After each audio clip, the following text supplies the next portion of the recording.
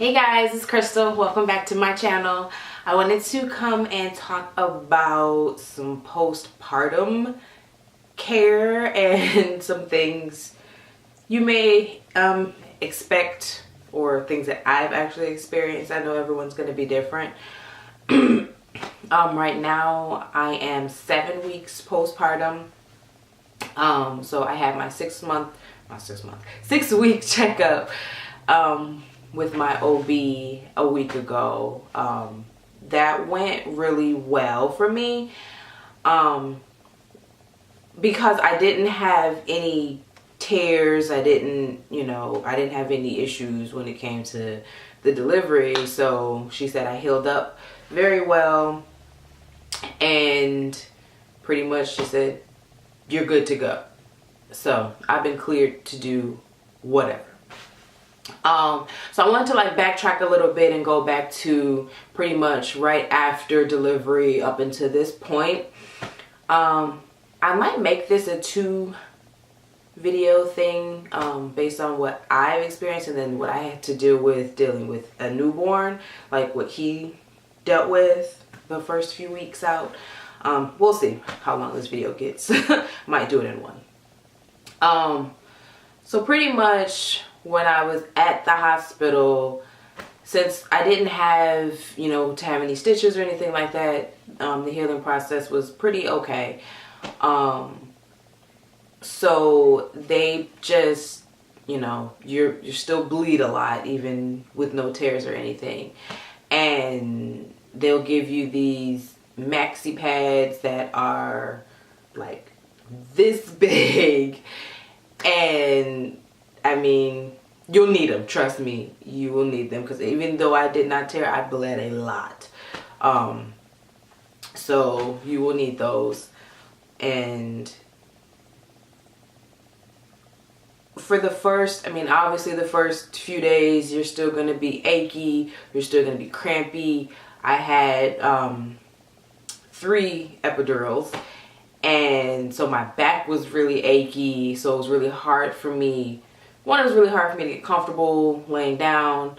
And then it was really hard for me to walk. It was really hard for me to do anything because it really hurt. But I walked slow for probably about 2 weeks. And they would say as far as bleeding, you'll bleed up to about 6 weeks. So of course, at first it'll be really heavy to begin with, and then it'll taper off. I bled pretty heavily for 2 weeks. And they said that if it didn't, didn't start tapering off, then you might have to go to the doctor. So that's what I ended up doing, because it was still after 2 weeks, it was still about the same amount as when I was in the hospital. So I'm like, I don't know if that's okay or what, but I wanted to check just in case. And I was having pretty large blood clots. They say if you have any blood clots that are larger than a golf ball, definitely come in. I didn't have one that large, but it was pretty large, and it scared the crap out of me. So I ended up going. Everything was okay. She said that, it'll taper off. She said your uterus will cramp itself down and get rid of the blood, especially if you're breastfeeding. So it'll cramp itself down, get rid of that excess blood. She said I can give you some medicine that will make you cramp even more. She said, but it's going to be some painful cramps, or you can just let it go and go for another week and see how that goes. So I was like, I'll just wait. So I waited, and it ended up fine. So as far as sleep, don't expect to get no sleep. No, I have a lot of help. My husband helps a lot, so we rotate, getting up. I get up for the first 4 hours of the night, it's 4 a.m. or something, then he'll get up until 8 a.m. So that's been working pretty well. That first week, my mom, she came for a couple days and helped, because they want you to get so much rest, but it's nearly impossible with the newborn. It's how do I get rest? Especially dealing with what we were dealing with during that time. So yeah, it was really hard for me to get any kind of rest. So, but if you have help, definitely utilize your help, because you will need some sleep, because running on empty is not good for you. It's not going to be good for the baby, and you're going to be cranky and more irritable. Just get as much rest as you can and utilize as much help as you can. So that first week, no, it was actually, yeah, it was within the first week. It was the day after I came home, we had a visiting nurse. I'll talk about that later. So, I feel like if you're planning to breastfeed or not, like, I think it's going to happen to anyone. Your breasts will swell once your milk comes in. And when my milk came in, it came in maybe 4 days after I gave birth, because I did deliver early, so it didn't come like immediately, so it was a few days after. It was so painful, and my breasts were huge. Like, I was literally crying because they were so huge, and I felt like they were gonna pop. I'm like, they're literally gonna pop, and there's nothing I can do about it. Like, there's no more room for it to stretch. They were huge, and they hurt so bad. And my sister's telling me to get in the shower. She's like, get in the shower. She's like, when I was when I had given birth, I got in the shower and they just started pouring out. She was like, just get that milk to come out. So I'm like, all right, I'm gonna try to do that. So I tried to do that. Nothing happened. So I was like, I'm gonna try to pump. I tried to pump it out. I only got a very little bit, like maybe like an ounce. And I'm like, there's more than an ounce in here. Like, I was freaking out. Like, this is not gonna like all come. Like, they were huge. It was horrible. And I was so excited because I am a stomach sleeper, and I'm like, I'm not pregnant anymore. I can sleep on my stomach, which I probably shouldn't do anyway, like that soon. But my body in the middle of the night turns itself flat, and oh my God, don't lay on your stomach during that time. But that eased up. It took about, the next day after that, it got a little bit better. And the next day after that, it was like normal. But that day was horrible. I was just like in so much pain. I was just taking ice packs and putting them on there. Like, I didn't know what I was going to do. I thought they were going to like pop. So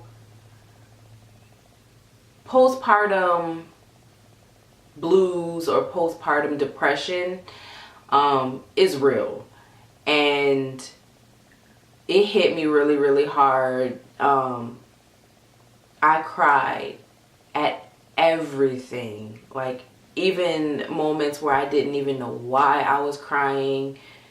I was just in tears. I would just get really sad for no reason. Didn't want to do anything, didn't want to talk to anybody. There's nothing I wanted to do but just like curl up and cry. And I'm like, and it wasn't like even for a short period of time. Like, it would just be for hours. I would just be crying, and I would have no idea why. So I'm like, I figured that's what it was. I was like, I kept trying to pull myself out of it. It's really hard. It gets real. I know some people get worse than I was. At every doctor's visit, like my doctor's visits, when I go to his doctor visits, they want to check and see how bad it is, and how you're coping. And they they have like a questionnaire of these questions and ask, are you smiling, are you laughing, can you make it through the day? And I was like, I can tell by my answer. I was like, I know it's gonna red flag something, because I'm like, I already know that I'm having some issues with it. But I never thought it was anything horrible that I couldn't get past that, because I knew what it was. So pretty much. And then they had another question on the questionnaire that asked, you know, have you ever thought of hurting yourself or the baby? And I feel like once you get to that point, it gets really real. I didn't get to that point. I was just, you know, a mixture of all the hormones, being overwhelmed. I'm a new mom. There's just a lot going on. It was just like, it was a lot. So, you know, but I never got to the point to where I wanted to hurt anybody or myself. So, if you do fall into that, get as much help as you can. Talk to whoever is around. I talked to my best friends. I talked to my parents. I talked to my husband. My husband was very supportive throughout the whole thing. Like, I felt bad for him because I would just be crying like for no reason, and he's like, what did I do? And like, I'm like, you didn't do anything. And he was trying so hard to make it better, and like nothing was really making it better. And I would try so hard to smile and laugh and pull myself out of it, because I didn't want him to feel like it was anything he was doing or the things that he were doing to help wasn't really helping. But you know, he was very supportive. You know, he sent me to get a back massage. He took me out. We had a date night. Like, my mom, she knew that what I was dealing with too. So we went out, we had a date night, and you know, everything, you know, anything to help, you know, and it all helps. It may not feel like you're super happy, but you know, try to pull yourself up as much as you can. If you need help with it, you know, there are always resources. Like, every time I went to the doctor, you know, they had social workers come in and talk to me. They have all these people. They said, you know, call, email, use this website. They've got resources. So utilize those resources. If you don't have a strong support system within your family, there's always someone. There are support systems out there. So I was very blessed to have my family and friends that were so supportive, and you know, that would do whatever to try to cheer me up and pull me out of it and help me out and try to take some of that weight off my shoulders, and you know, give me some alone time with my husband. And yeah, so that was the toughest part about it. So yeah, I do want to talk about what I experienced with my son that first week out of the hospital, because I'm sure a lot of people will have experienced it. So I'm going to do that in another video, because this is getting kind of long. So I'll do a separate video for that one, and then I'll link them together eventually. So let me know if you guys have any questions. Don't forget to like and subscribe, and I'll see you in the next one.